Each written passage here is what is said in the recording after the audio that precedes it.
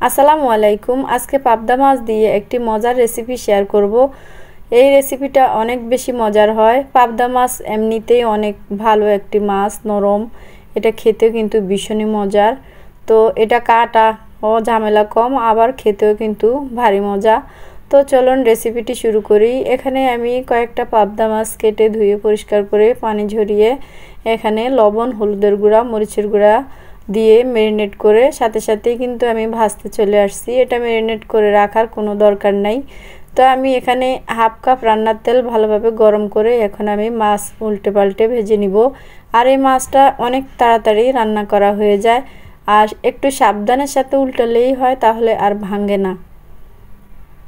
তা আমার সবগুলো মাছ ভাজা হয়ে গেছে। আমি এগুলো তুলে একটা সাইডে রেখে ওই তেলের ভিতরে দিয়ে দিয়েছি এক বাটি পেঁয়াজ কুচি করে, আর দিয়ে দিয়েছি বেশ কয়েকটা কাঁচামরিচ, আর দিয়ে দিয়েছি পেঁয়াজ নরম হওয়ার জন্য এখানে হাফ চা চামচ লবণ দিয়ে এখন পেঁয়াজ একটু নরম করে নিয়ে এখানে দিয়ে দিব এক চা চামচ রসুন বাটা। এক চা চামচ রসুন বাটা দিয়ে একটু নেড়ে ছেড়ে নিব। রসুনের একটা সুন্দর স্মেল যখন বের হবে তখন আমি এখানে অন্য মশলাগুলো অ্যাড করব।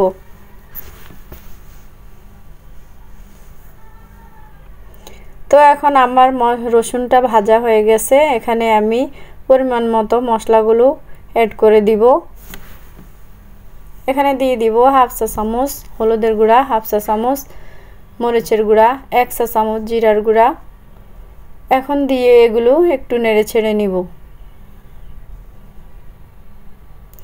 মশলার কাঁচা গন্ধটা যেন চলে যায়, এই জন্য আমি এখানে হাফ কাপ গরম পানি দিয়ে খুব ভালোভাবে মশলাটা কষিয়ে নিব। খুব সুন্দরভাবে মশলাটা কষানো হয়ে গেলে এখানে আমি উপর থেকে মাছগুলো দিয়ে দিব। আর এই মাছগুলো একটু আস্তে আস্তে নেড়ে দিতে হবে, উল্টিয়ে দিতে হবে, না হলে কিন্তু এগুলো ভেঙে যাবে।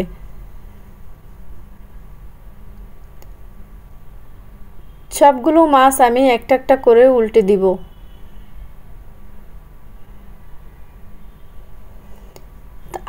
আমার মতো আপনাদেরও কার কার এই মাছটা অনেক বেশি পছন্দের জানাবেন কমেন্ট করে। এই মাছটা কি দিয়ে আপনারা খেতে পছন্দ করেন তাও জানাবেন। তো এখন আমার মাছগুলো উল্টানো হয়ে গেছে। এখন এখানে আমি আরও হাফ কাপ পানি দিয়ে দিব।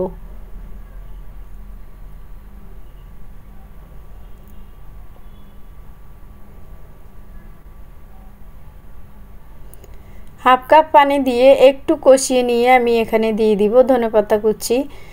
ধনেপাতা কুচি দিয়ে পানিটা একদম শুকিয়ে নিয়ে আমি এটাকে পরিবেশন করে নিব।